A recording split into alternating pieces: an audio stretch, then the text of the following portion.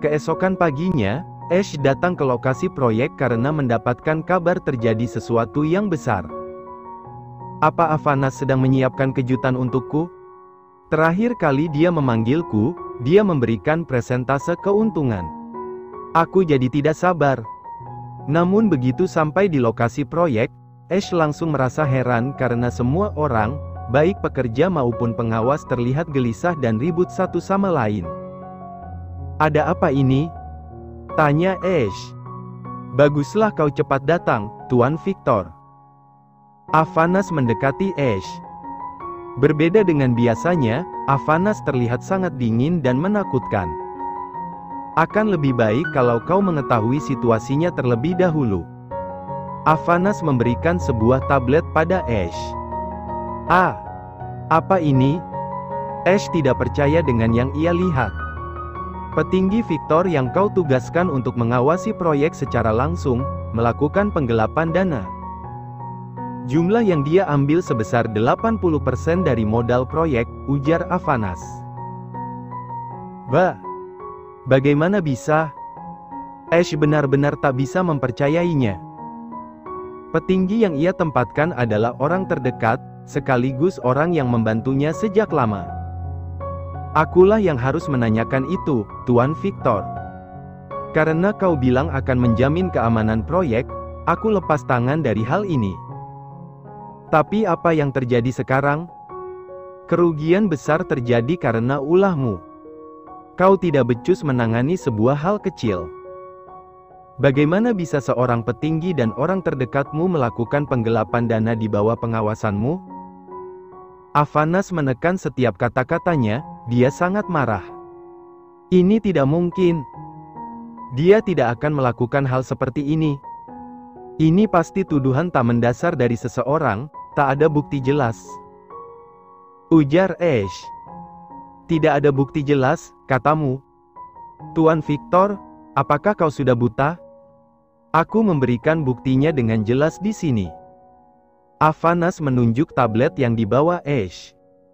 Semua ini telah kacau. Aku akan memberimu waktu selama 3 hari untuk mencari bajingan itu, ujar Avanas. Apa? Kenapa aku harus mencarinya sendiri?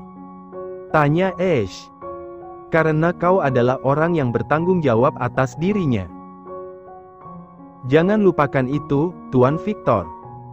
Kuharap kau menjalankan tugasmu dengan baik.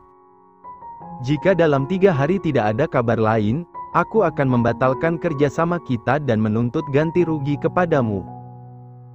Avanas berjalan melewati Ash bersama beberapa pengawalnya. Sialan. Kenapa jadi begini?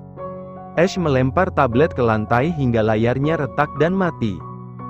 Semua orang menatap Ash sambil berbisik-bisik. Ini membuat Ash merasa semakin geram dan marah. Apa yang kalian lihat? Kalian mau mati? Ash berteriak ke arah semua orang. Tuan, tolong tenang. Theo mencoba menenangkan Ash. Bagaimana bisa aku tenang di situasi seperti ini? Ash memukul wajah Theo berkali-kali, namun pria itu hanya diam dan menerima semuanya. Kau dan semuanya adalah sampah tidak berguna. Kalian membuatku rugi besar. Mati saja semuanya. Setelah perkataan terakhir, nafas Ash terasa lebih tergesa-gesa dari sebelumnya. Ash memegangi dadanya, bersamaan dengan kakinya yang kehilangan tenaga. Tuan. Theo dan beberapa pengawal langsung menangkap Ash yang terjatuh dengan mata melotot dan mulut mengeluarkan busa. Sementara, seorang pria yang sedari tadi menyaksikan adegan itu dari lantai atas bangunan yang belum selesai, tersenyum kecil. Jangan mati sekarang, Ash. Kau masih punya banyak hal yang harus ditebus. Juan berbalik dan pergi. Wajah Brian memerah dengan senyuman bahagia di wajahnya, saat melihat rekaman CCTV kejadian di lokasi proyek. Dasar psikopat, celetuk Laura. Kakak ipar, bukankah ini keren? Sudah lama sekali aku ingin melihatnya hancur. Brian mendekatkan layar tablet pada Laura. Hentikan itu, aku sudah melihatnya beberapa kali. Laura mendorong tablet dari wajahnya. Bagaimana jika aku menyebarkan video ini? Tanya Brian. Ash akan tambah stres. Itu yang ku mau. Brian menatap Laura dengan aura bersinar terang. Ya udah, terserahmu saja, ujar Laura. Oke, aku akan melakukannya. Brian memposting video itu di halaman situs resmi yang hanya bisa dijangkau oleh para mafia dan beberapa orang penting. Bukankah sebaiknya kau pergi sekarang? Ash akan tambah mengamuk kalau tahu kau tidak ada bersamanya, ujar Laura. Aku hanya perlu membuat alasan dan sedikit mengeluarkan air mata. Dia itu sangat bodoh. Brian meletakkan tablet. Tangannya meraih buah apel dalam keranjang yang dibawanya, lalu mulai mengupas apel.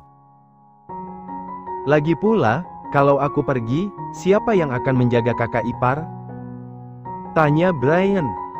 Aku bisa menjaga diriku sendiri. Orang-orang terlalu lebay hanya karena aku tidak enak badan, ujar Laura. Juan sedang bekerja, begitu pula dengan Hans. Gina pergi ke dapur untuk mencari sup, karena Laura menyuruhnya. Sebenarnya alasan Laura menyuruh Gina pergi, adalah agar dia bisa sendirian di kamar. Dia ingin menikmati waktu sendiri yang jarang bisa ia dapatkan, tapi Brian malah datang membawa sekeranjang buah untuk nobar video tumbangnya Ash. Apa kau tidak punya kesibukan lain? Tanya Laura. Kakak ipar mengusirku, kan? Tanya Brian.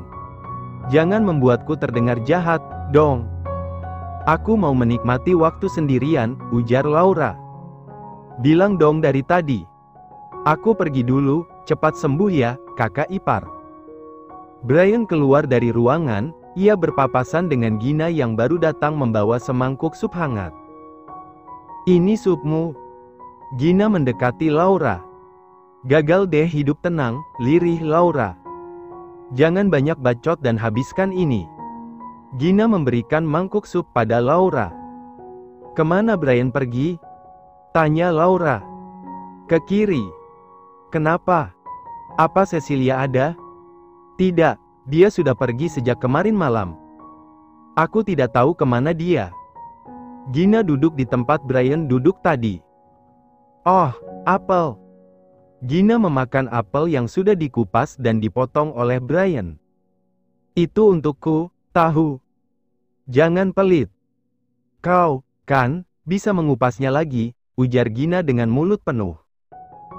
Sialan kau, itu apelku. Laura menepis potongan apel yang dipegang Gina hingga jatuh ke lantai, kemudian ia terkejut. Kau baik-baik saja?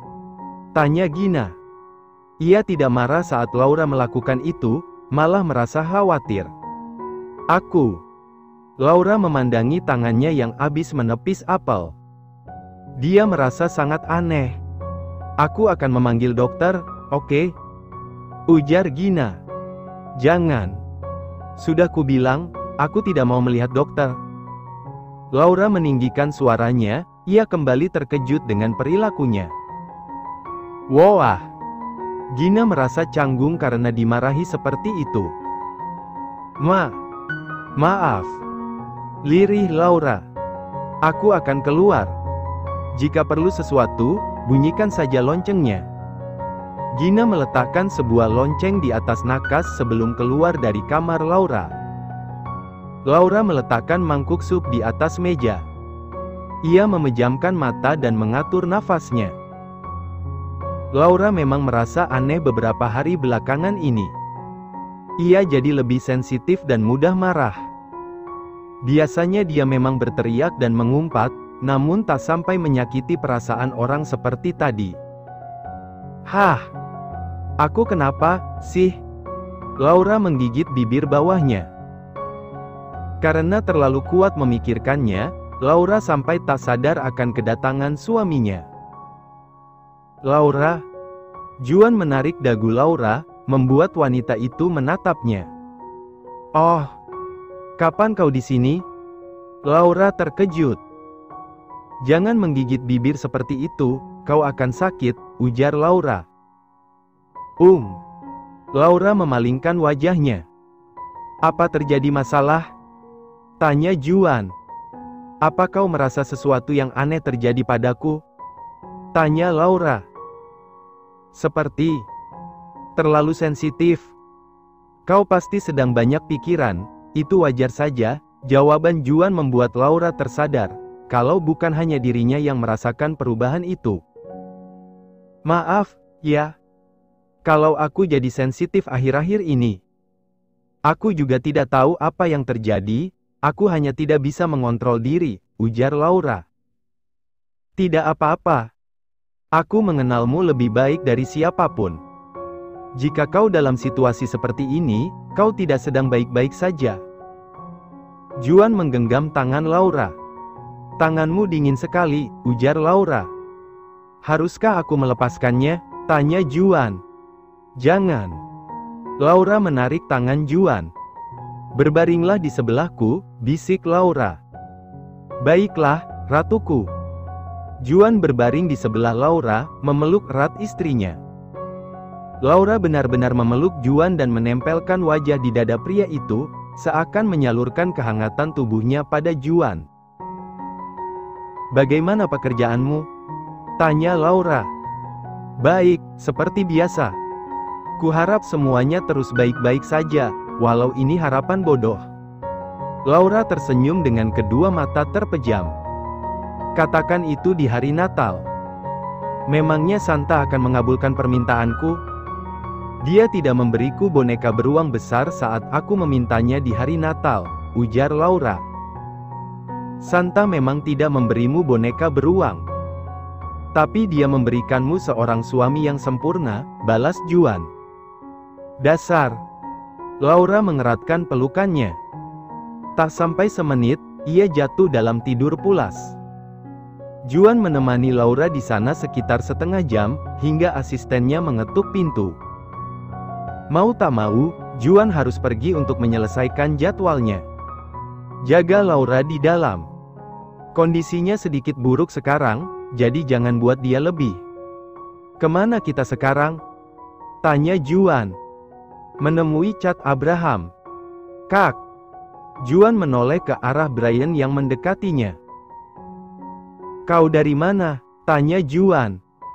Jalan-jalan saja. Apa kakak ingin menemui Chad? Aku ikut, ya, ujar Brian. Kau memang harus ikut, balas Juan. Brian mengikuti langkah Juan. Saat menuruni tangga, mereka berpapasan dengan Cecilia. Melihatnya, Brian langsung menarik tangan Cecilia saat wanita itu ada di sebelahnya. Honey, kalau kau mau mengajakku ikut, aku tidak mau. Aku habis menyelesaikan sebuah misi, aku capek, ujar Cecilia. Istirahatlah. Brian melepaskan tangan Cecilia, ia kembali menyusul Juan. Apa sekarang bulan sensitif untuk wanita? Celetuk Juan. Cecilia sensitif karena dia capek, ujar Brian.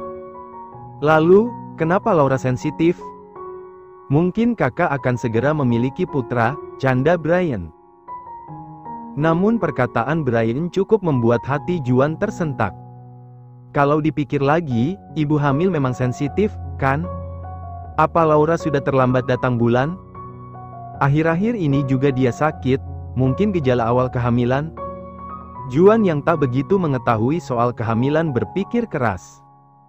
Bisa saja yang aku katakan salah. Ibu hamil memang sensitif, tapi tak sampai seperti itu, ujar Brian. Juan tak membalas perkataan Brian. Dia diam sepanjang perjalanan menuju sebuah hotel, tempat mereka akan bertemu dengan Chad Abraham.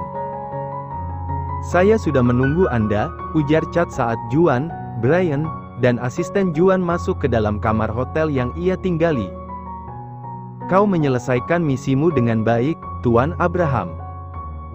Aku sangat bangga, ujar Brian dengan senyuman manis yang membuat Chad sedikit merinding. Ini semua berkat bantuan Anda juga, Tuan Brian Victor, ujar Chad. Chad Abraham adalah petinggi yang telah menggelapkan dana proyek milik Victor dan Gregory.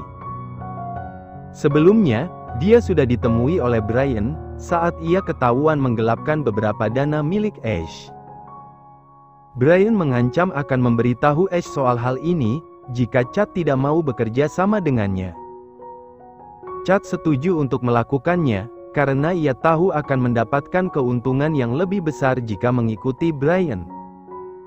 Walau begitu, Chad tak pernah menyangka, kalau Brian akan mengkhianati Ash. Dia telah bersama dengan Ash dalam waktu yang lama, selama itu pun dia sering mengawasi Brian. Dalam pikiran Chad, Brian tak lain hanya pria malang dengan ayah tukang menuntut. Julukan anjing gila yang diberikan pada Brian pun, hanya Chad anggap sebagai ejekan semata. Namun saat melihatnya secara langsung, ia jadi membuka matanya dengan lebar. Ditambah kenyataan bahwa Brian bekerja sama dengan Shirley sejak lama, membuat dirinya tambah bergetar. Sebuah rencana disusun dengan rapi tanpa adanya cacat. Chad hanya sebuah pion biasa, di antara beberapa pion berpangkat tinggi yang dikendalikan Brian. "Oh, kalian semua sudah berkumpul?" Avanas Gregory datang. "Lama tidak bertemu, Tuan Gregory," ujar Juan. "Lama tidak bertemu juga, Tuan Shirley.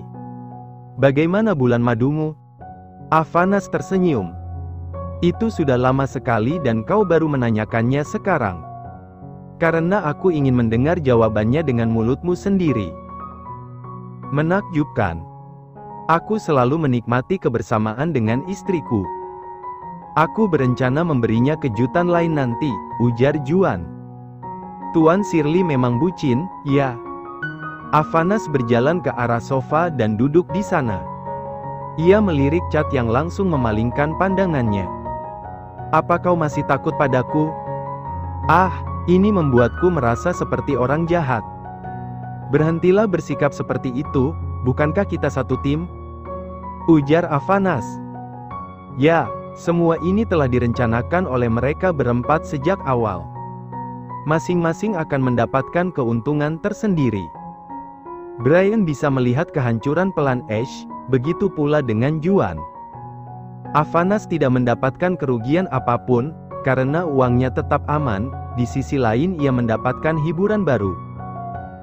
Sedangkan Chad, ia akan diberikan 5% dari jumlah yang ia curi, sesuai kesepakatan di awal. "Aku sudah mengembalikan dana ke rekening Tuan Brian Victor dan Tuan Avanas Gregory," ujar Chad. "Asistenku sudah memberitahu itu." "Kerja bagus." Avanas membuka bungkus permen dan melahap isinya. "Tapi, apa aku sungguh terjamin?" tanya Chad. Chad masih merasa takut, kalau dirinya akan ditemukan oleh Ash, atau diserahkan oleh ketiga orang ini setelah tidak dibutuhkan lagi. "Aku mengerti tidak mudah untuk mempercayai rekan baru. Tapi, kau harus tahu, Chad Abraham. Seorang Shirley akan selalu menepati janjinya, kecuali pihak lain melanggar terlebih dahulu," ujar Juan. "Baiklah, tapi kemana aku harus pergi sekarang?" "Ash Victor pasti berusaha keras mencariku kemana-mana," ujar Chad. "Ini adalah tempat yang aman darinya. Kau hanya harus bertahan sampai perang selesai," balas Brian. "Jika kau tetap merasa tidak aman berada di New York, bagaimana jika aku menyiapkan sebuah tempat untukmu di Rusia? Tentu saja kau harus beradaptasi, karena kehidupan di sana lebih keras daripada tempat ini. Tapi aku akan menjamin keselamatanmu di bawah Gregory," ujar Avanas. "Aku akan pergi ke Rusia," ujar Chad. "Pikirkan dulu, Tuan Abraham," balas Brian. "Aku sudah memikirkannya. Beradaptasi sebentar bukan masalah. Aku hanya harus keluar dari New York sampai kalian mengalahkan Ash." Chad menetapkan hatinya. "Baiklah, kalau begitu." Avanas mengambil ponsel dan menghubungi asistennya untuk menyiapkan tempat. "Sudah. Kau bisa berangkat 1 jam lagi. Bawa saja barang secukupnya yang kau anggap sangat penting." Karena bawahanku sudah menyiapkan hal-hal lain, ujar Avanas. Terima kasih, Tuan Grigori, ucap Chad. Akulah yang seharusnya berterima kasih karena kau sudah bekerja keras. Karena tidak ada hal yang ingin dikatakan lagi, aku akan pergi sekarang.